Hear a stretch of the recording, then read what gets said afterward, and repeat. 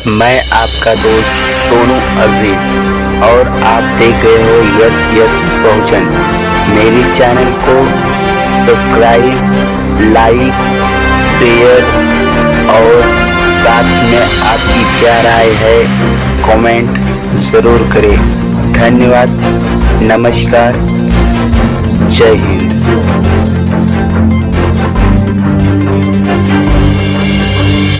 मचा हुआ है। केजरीवाल भी कह रहे हैं कि फर्जी डिग्री है, कांग्रेसी भी कह रहे हैं फर्जी डिग्री है। हर कोई जो भी आता है वो डिग्री की बात कर रहा है मोदी जी। क्या ये बात होनी चाहिए? ये मुद्दा दरअसल ये जिन है, जो जिन कई सालों से बंद था वो दोबारा निकल आया है और सच इसका सामना तो करना पड़ेगा। अगर ये लगता है कि मोदी जी की डिग्री, बीजेपी और आरएसएस के लोगों को लगता है कि मोदी जी तो प्रेस कॉन्फ्रेंस करके दिखा देनी चाहिए।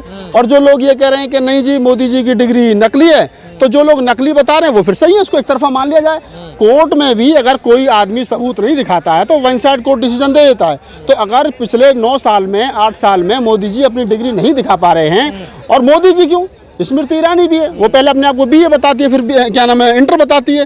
तो जो लोग अपनी क्वालिफिकेशन को लेकर के अभी स्पष्ट नहीं है, तो उन लोगों को चाहिए कि जो विपक्ष के लोगों को मान लेना चाहिए कि अनपढ़ और कुपड़ लोग हैं, इन पर ज्यादा बहस करने कोई भी आए मोदी जी उसको डिग्री दिखा दे, बस यही काम बचा मोदी। अरे मैं कह रहा हूँ कोई को राहुल नागपाल भी पूछे आकर, मैंने ये कब कहा कि राहुल नागपाल को डिग्री दिखाओ? मैं ये कह रहा हूँ कि प्रेस कॉन्फ्रेंस करिए, प्रेस को बाकायदा अपनी डिग्रियों को लेकर के आए और प्रेस कॉन्फ्रेंस में दिखाएं। सुन लीजिए, अरे अमित शाह को छोड़ो ना, अगर मोदी जी को ये लगता है कि भाई जी न्यूज बहुत अच्छा है, सुधीर चौधरी बहुत बढ़िया है, आज तक बहुत अच्छा, जिस चैनल पर उनको ज्यादा विश्वास हो उस चैनल के और चलो पत्रकारों को भी छोड़ो, मैं तो और आगे की बात कर रहा हूं। अगर उनको लग रहा है कि अक्षय कुमार से बात की जा सकती है, जब आम काटने की और चूस के काटने की और दबा के खाने की बात हो सकती है, तो ऐसे दौर में फिर ये बात क्यों नहीं हो सकती है कि अक्षय कुमार को बुला करके अक्षय कुमार को डिग्री दिखा दो, चलो हम तो अक्षय कुमार की बात मान लेंगे। तो ये लोग जो कह रहे हैं कि भाई मोदी जी को डिग्री नहीं दिखानी चाहिए, मैं कह रहा हूं कि अगर आप देश के प्रधानमंत्री और देश का आवाम ये कह रहा है कि मोदी जी की डिग्री पर डिस्कस होना चाहिए, चर्चा होना चाहिए, तो वो होना चाहिए। वो लोकतंत्र में हर आदमी का अधिकार है। तो दिया इंटायर ओ भाई साहब, उन्होंने तो जब कंप्यूटर नहीं आया था तब से कंप्यूटर की बनवा करके डिग्रियां दिखा दी। अब ये छोड़ो, ये बहुत सारी चीजें हैं इस देश के अंदर। हर आदमी जो है वो तेजस्वी यादव थोड़ी है कि जिसकी माँ भी मुख्यमंत्री रही हो, जिसका बाप भी मुख्यमंत्री हो, और उसके बावजूद ही जो आदमी 9th तक स्कूल गया 10वीं फेल हो गया, तो हाँ जी 10वीं फेल हो, जबकि वो चाहता तो एलएलबी की नकली डिग्री बनवा लेता बिहार से। मोदी जी ने कई बार कहा मैं ज्यादा पढ़ा लिखा नहीं हूं, तो अरे तो ज्यादा पढ़े लिखे हो तो फिर क्यों बताया जरा आप पोस्ट ग्रेजुएट हो? अब भाई क्यों बताया जा रहा पोस्ट ग्रेजुएट हो? एक इंटरव्यू में मोदी जी खुद कहते हैं कि वो 10वीं तक स्कूल गए। अब प्रधानमंत्री बनने के से पहले वो कहते हैं कि नहीं मैं अनमैरिड हूँ, प्रधानमंत्री बनने के बाद कहते हैं मैं शादीशुदा हूँ, प्रधानमंत्री की बात से पहले कहते हैं कि मैं 10वीं फेल हूँ, और बाद में कहते हैं कि मैं एमए हूँ। तो ये चीजें जांच का विषय है ना। जब इस देश के अंदर विशाला इस गाय का, हिरण का, पक्षियों की, और एक सारस नाम का एक वो आरिफ लड़का है जिसने वो पाल लिया, उस पर कानूनी कार्रवाई हो सकती है अवैध। तो ये पढ़ा लिखा प्रधानमंत्री होना चाहिए। हम ये कह ही नहीं पढ़ा लिखा होना चाहिए, ये तो नहीं कहीं नहीं लिखा। लेकिन अगर आप ये कह रहे हो कि मैं पढ़ा लिखा हूं, तो आपको दिखाने में क्या दिक्कत है? मोदी जी ने खुद कहा ना मैं एमए हूं, और अगर आप एमए हैं तो आपको अपनी डिग्री दिखाने में दिक्कत क्या है? दिखाओ डिग्री। तो डिग्री दिखाई तो कहाँ दिखाई? Entire political science. अरे भाई साहब वही बात, आप भी मोदी जी की भाषा बोल रहे हो। हम कह रहे हैं कि अगर मोदी जी को दिक्कत है तो मोदी जी आगे आए, लोगों की भावनाओं की कदर करें। लोकतंत्र में यही एक सबसे बड़ा तरीका है कि आप आइए, प्रेस कॉन्फ्रेंस करें। लोगों को दिक्कत है मोदी जी की लोकप्रियता से। भाई देख, ना तो मुझे एमएलए बनना, ना एमपी बनना, ना निगम पार्षद बनना, ना प्रधानमंत्री बनना मोदी जी की तरह। मैं जो काम कर रहा हूं उसमें खुश मुझे वही रहना है। लेकिन राहुल नागपाल देश नहीं है, देश 130 करोड़ लोगों को मिला करके बनता है। और अगर इस देश के 130 करोड़ आबादी की आवाज ये है कि मोदी जी अपनी डिग्री दिखाएं, तो दिखाएं। डर किस बात का है यार? अगर आप डर रहे हो तो इसके लिए झूठ बोल रहे हो कहीं ना कहीं। अरे आप लोगों पर कार्रवाई हो रही तो डिग्री पूछने लगे मोदी जी की। देखिए हम पे कौन सी कार्रवाई हो रही, कौन सी कार्रवाई नहीं हो रही, वो बात की चीज है। हमारे ऊपर कार्रवाई और 4 FIR कर दो, हमें कौन सी आफत आ रही है? सरकार केजरीवाल के। अरे मैं कह रहा हूँ केजरीवाल कह रहा है डिग्री। अरे भाई साहब, केजरीवाल हो या कोई मोहनलाल हो, ये जितने लाल घूम रहे हैं मैं इनकी बात नहीं कर रहा, मैं तो डिग्री की बात कर रहा हूँ। कि अगर डिग्री को लेकर के सवाल पिछले 9 साल से बना हुआ है तो उसको क्लियर कर देना चाहिए, क्योंकि लोगों के पास में और भी काम धंधा है, केवल डिग्री का हिसाब मांगने का काम धंधा नहीं है। डिग्री से जानी जाएगी क्या? जब आप कह रहे हो कि जी मैं एमए हूं तो फिर डिग्री से यहाँ की जाएगी? नहीं तो फिर अनपढ़ जो थ्योरी लगा रहा है उसमें आप में क्या कमी रह गई? आप एक तरफ तो ये बताने की कोशिश करो कि मैं पोस्ट ग्रेजुएट हूँ, और दूसरी तरफ कह रहे हो कि मेरी योग्यता पढ़ाई से यहाँ पर गई। अरे जब तू खुद बता रहा भैया तो दिखाना। ये भी अगर आपको मैं ज्यादा नहीं पढ़ा हूँ। अरे तो ज्यादा, अब एमए से बड़ी हुई कोई पढ़ाई है? एमए से बड़ी हुई कोई पढ़ाई है कि जी बताओ? भाई 16वीं क्लास हमारे गाँव देहात में कहते थे कि भैया 16वीं क्लास होगी, बहुत बड़ी पढ़ाई है, यहाँ पे आगे कोई ना। जब तुमने PhD है। अरे तो PhD तो बड़ी चीज होगी ना, पढ़ाई की, स्कूली पढ़ाई की बात कर रहा हूँ मैं, कॉलेज की पढ़ाई की की बात कर रहा हूँ, एमए से बड़ी तो कोई पढ़ाई नहीं है ना। जब सारे देश के लोग ये कह रहे हैं कि भैया एमए है और एमए की डिग्री तुम्हारे पास में है नहीं, तो एमए ही है, फिर तो एमए कहाँ है? कहीं से कुछ घेरने को नहीं मिला, तो आप लोग मोदी जी को डिग्री को लेकर घेर रहे हैं। हम तो डिग्री को, हम तो कह रहे हैं मोदी जी को हम तो डबल एमए मान लेंगे यार, ट्रिपल एमए मान लें, हम तो 4 टाइम एमए मान लें। हमें कौन सी आप बता रही है? मोदी जी 65-70 साल के हो गए, 10-20 साल की उनकी जिंदगी और है ना। मोदी जी रहेंगे ना डिग्री रहेगी। कभी उनका 10 साल का इतिहास लिखा जाएगा, लिखने वाले जिस किताब में लोग पढ़ेंगे ना, अगर गलती से एक पेज फालतू मुड़ गया तो खत्म 10 साल। कौन पूछ रहा है यार? इस देश के अंदर बड़े बड़े महापुरुष हुए हैं, बुद्ध, कबीर, नानक, रहता इसी धरती पर हुए हैं। वो 2500 साल में जिंदा थे, जिंदा हैं, जिंदा रहेंगे। मोदी जी जैसे कितने आए, कितने आएंगे और कितने चले गए। एक समय वो था इस देश के अंदर इंदिरा जी के नाम पर नारा लगता था, इंदिरा इज इंडिया, इंदिरा और इंडिया इज इंदिरा। आज ना इंदिरा बची ना कांग्रेस बची, तो ये भी नहीं बचेंगे। ये तो मामला चल रहा है, इधर राहुल नागपाल बोल रहे हैं, उधर राहुल गांधी की सदस्यता चलेगी। भाई साहब हम कह रहे हैं राहुल गांधी की सदस्यता चलेगी ना, कौन सी आफत आ गई?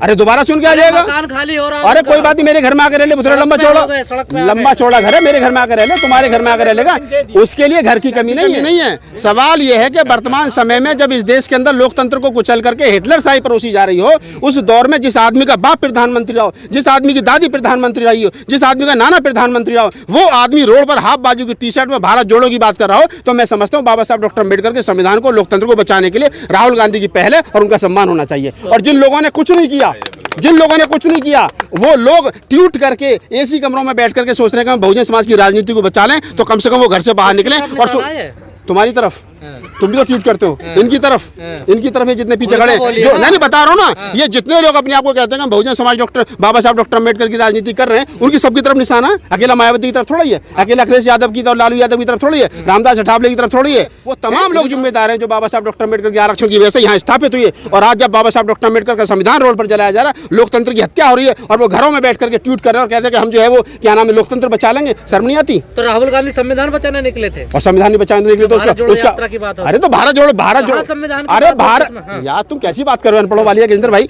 जब भारत जुड़ेगा जब तो संविधान बचेगा, तभी तो डेमोक्रेसी बचेगी, तभी तो लोकतंत्र बचेगा। अपने आप को बचा रहे थे, अपने आप को फिर भी नहीं बचा, कहाँ बचा ना? अगर भारत जोड़ने की यात्रा उन्होंने सिर्फ अपने लिए की होती तो क्या जरूरत थी? तो ये गैर कानूनी मानते हैं हम कार्रवाई को? बिल्कुल एक तरफा मानता हूँ। इस देश के अंदर लाखों मुकदमे सुप्रीम कोर्ट, हाई कोर्टों में पड़े हैं, जो 10-10 साल से, 15-15 साल से हैं। एक मुकदमा आता है, 1 महीने में 1 हफ्ता कोर्ट में चलता है, उसमें क्या नाम है फैसला आता है, और फैसला आने के बाद में अगले दिन सदस्यता रद्द और घर खाली करो।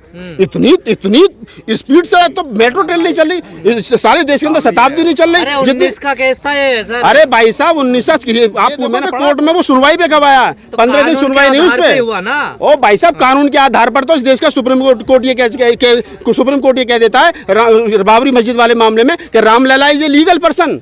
तो मुझे बताओ रामलला का आधार कार्ड कहाँ है? मुझे बताओ कि रामलला मस्जिद जमीन लेने के लिए पेश हुए थे कि जी लाओ मुझे जमीन, तो ये मेरा मंदिर बनेगा? नहीं ना।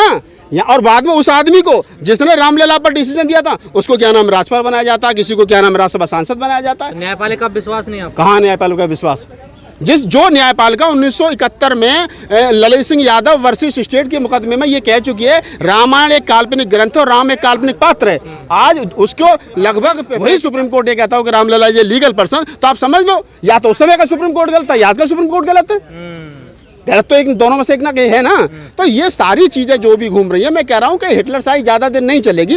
जब तक चल रही है मेरे जैसे लोग बोल रहे हैं क्योंकि हमने डॉक्टर अम्बेडकर को पढ़ा है। हमने इस देश के लोग बोल रहे हैं सारे तो मोदी जी के जब तक मेरे जैसा एक भी आदमी इस देश के अंदर जिंदा है, जब तक मोदी जी की तो छोड़ दो, मोहन भागवत की तो छोड़ दो, और इनके जितने मर गए ऊपर और नीचे सुरख में जितने उन्हें सब बुला लो, अगर इस देश को हिंदू राष्ट्र बना दे तो मेरे कान पे गोली मारता है। सिंगल आदमी जिंदा है इस देश में, अगर मनुवाद पर कोई भारी है तो वो सिंगल अम्बेडकरवादी भारी है। और अगर ये डरते हैं ना तो चमार सम्मेलन से नहीं डरते, ये अम्बेडकरवाद से जानते हैं। हमारी छोड़ो, हम किसके, हम कांग्रेस की भी नहीं है, हम सच के साथ खड़े हैं। जो आदमी सच बोलेगा हम उसके साथ खड़े, वो कोई भी XYZ, ठीक है। मैं ना जाति के साथ जुड़ा हूँ, ना धर्म के साथ जुड़ा हूँ, ना मूवमेंट के साथ जुड़ा हूँ। करोली बाबा से मिले, करोली बाबा हाइट बढ़ा देते। हाँ तो कोई बात नहीं, करोली बाबा आए, हम उसकी घटा देंगे। वो दूसरों की बढ़ा रहे हैं ना, हम घटा देंगे उसकी। और आप कह रहे हिंदू राष्ट्र नहीं बनना दे? हिंदू राष्ट्र 9 साल में तो बना नहीं, 2024 में चुनाव है, आपको बनाकर देख लो।